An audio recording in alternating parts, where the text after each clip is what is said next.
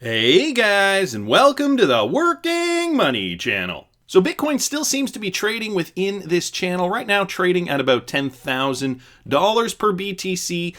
No heavy upward movement and no heavy downward movement either. We're continually waiting for this breakout to occur. When I look at XRP on the charts, let's just bring up XRP real quickly here. I'm noticing something that is fairly good for the altcoins and altcoin season. I haven't looked at the other altcoins at this moment in time, but at least XRP is demonstrating what we call a bullish pennant. So strong move up with strong volume here, and then the move downward is still present, but with a smaller candlestick, so shorter candlesticks, longer wicks, longer tails, okay, and the volume is decreasing. This is a good indicator that the rally could continue upward, just because we have seen, so this is XRP on a daily, by the way, guys. We have seen strong moves up over the last few days with strong volume, and then lots of negative volume, red volume, but the candlesticks are shorter. I was describing this in yesterday's afternoon video. If you guys want to review that, it was either yesterday's afternoon video or yesterday's morning video, one or the other.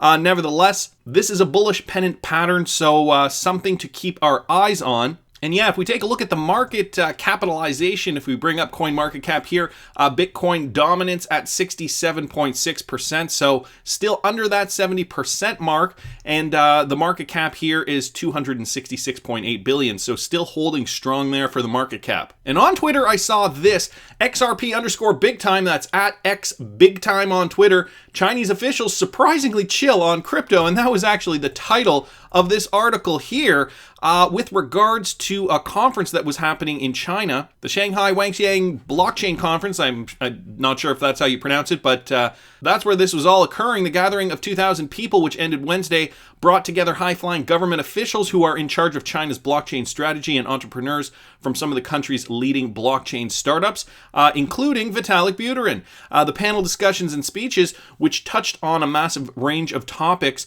might come as a surprise to readers in the West, who might think that all things related to Web3 technologies are off limits in China, but that's simply not true. The speeches by government officials are certainly nuanced, but if you know the Chinese and know what to listen for, the overall conversation about unfettered blockchain technologies is moving along pretty much in parallel to the West. Obviously, the Chinese government knows that they have to digitize. They are actually one of the biggest digital countries in the world, so obviously they see the importance of this, and despite their philosophies, the Chinese government knows how to play the game, so to speak. And a lot of what they talk about is in how they say things, and it's kind of like almost this coded language. And so digitization, not tokenization. Let me just read you this little bit here. Deciphering insights from a Chinese government official speech is more of an art than a science. Jargon gets thrown everywhere without having any real meaning, like in the rest of the world. However, this year we saw more crystallized rhetoric from government officials when they were talking about Libra, open finance, asset digitalization, and more importantly, central bank digital currency. It's interesting to see how the word, and this is interesting. It's interesting to see how the word tokenization was replaced by digitalization in most speeches. Though no one explicitly pointed out the use of tokens, it's understood among audiences that asset digitalization is equivalent with asset tokenization. And so they are being very particular about what words they are throwing around at this conference. I thought that was kind of interesting. Then I saw this on AMB Crypto. Oh, I forgot to mention in this last one, they were talking about Facebook's Libra as well. That was actually part of the point of this article, because I wanted to link it to this, because Facebook's Libra discloses full details of its basket of reserve, and the Chinese yuan was left out. And so despite the Chinese, so in this article, the Chinese were fairly open to Facebook's Libra coin. Yet in this article here, Facebook's Libra, so let me read it to you. Facebook's Libra, which is gunning to launch in 2020 despite major pressure from regulators over the world, has lifted the lid on its crypto project and revealed the fiat currencies that would constitute Libra's basket of reserves. So Libra coin is going to be attached to a basket of currencies, namely, and it says it here, the US dollar, which will encompass 50% of the reserves, and then the euro at 18%, Japanese yen at 14%, British pound at 11%, and the rest of the reserves, 7%, would be covered by the Singapore dollar. So it is going to peg its Libra coin to a basket of reserves and portioning them out as such. So it was obvious that the Chinese yuan was given the cold shoulder after recent tensions between the United States and China. Thought that was kind of interesting, not pegging anything to the Chinese yuan. We know China could be a superpower in the near future. It is interesting that they chose to leave it out. Certainly a geopolitical decision, as we know the Chinese economy is one of the largest in the world. Yet despite that, Facebook has their own reasons why they are doing this, clearly. Meanwhile, back at Ripple headquarters, Marcus Treacher tweeting this out here at Marcus_Treacher on Twitter, delighted to take part in KPMG's Future of Payments research, explaining how Ripple is building the Internet of Value powered by blockchain liquidity. And so you guys can, I'll link this in the description. You guys can see his little clip here for KPMG. It's only about 2.5 minutes, and essentially just explaining the kinds of things we already know. It's interesting, though, that he is on this board, or not board necessarily, but on this webpage with, for example, the head of global public policy at PayPal, the head of global transaction banking at MUFG, the head of payment innovation and business development at NatWest, partner Clifford Chance, partner of open banking, lead KPMG in the UK, Pay UK, right? Some of these people in very, very important positions with regards to finance. We got MasterCard here, HSBC, the founder of 20022 Labs, KPMG in the UK, Ripple, and Ruth Wanhofer down here, senior advisor, KPMG in the UK. So on a panel with some very important people. Thought that was very interesting. And the optics of this, obviously, quite poignant. And Alex Holmes from MoneyGram continuing to sing Ripple's praises. MoneyGram's CEO touts speed of XRP, says crypto could be disruptive to cash markets. And so the CEO of MoneyGram is revealing a sneak peek at the company's early experience with the digital asset XRP. In a new interview with Golf Business, Alex Holmes says he's impressed with XRP's ability to move across borders in a matter of seconds. He also points out the crypto asset's lack of global liquidity. And so, as we know, MoneyGram and Ripple have partnered up, and they are, and he explains it here, essentially, Ripple has got the speed, but MoneyGram has got the liquidity, those pools of fiat dollars around the world,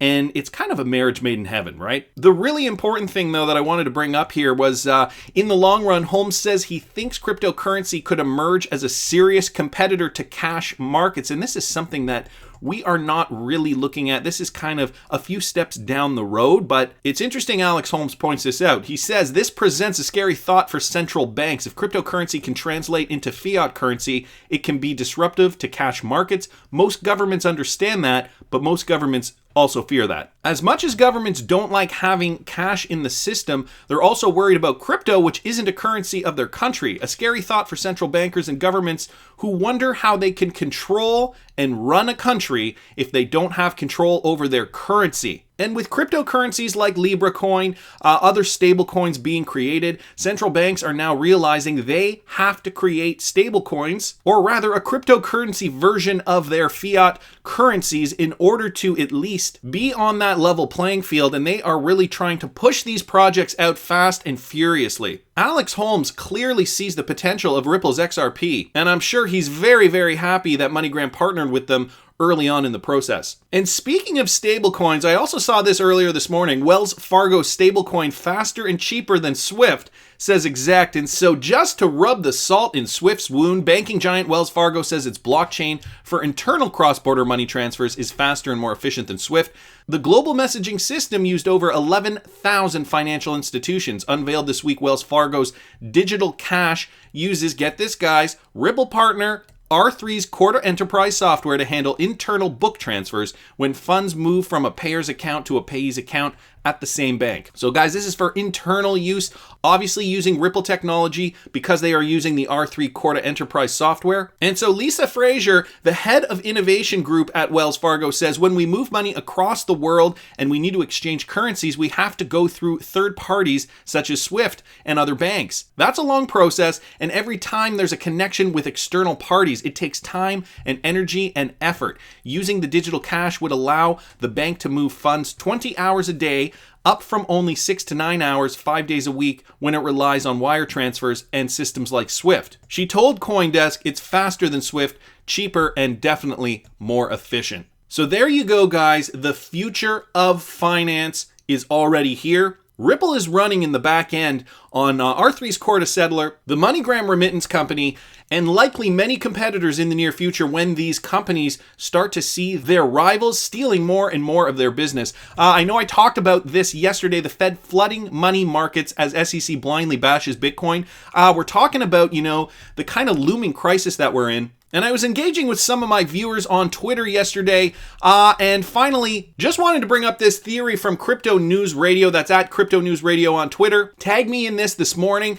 Not investment advice, he says. This is how I see things. They are going to do everything in their power to keep the economy afloat, at least until after the holidays, which tends to make sense. You don't want to really upset people too much before that time period between Thanksgiving and Christmas, because it would hit the economy. We need that consumerism to keep pushing the economy forward. So let's wait till after everybody's bought all their Christmas gifts and then screw them. So he continues to saying that's when people will start to think about the election, because yes, 2020 is coming up, and that indeed means another American election. The Democrats will try to dump the economy and blame Trump. And Trump will do one of two things. If regulations come, he'll throw the switch. If not, then war. If the US would adopt XRP as its ESDR, then the IMF/World Bank would be required to hold XRP. At that stage, we are looking at a potential high of thousands per XRP. Eventually, every company will have its own coin token, and XRP will bridge them all into fiat. XRP could become the e-dollar,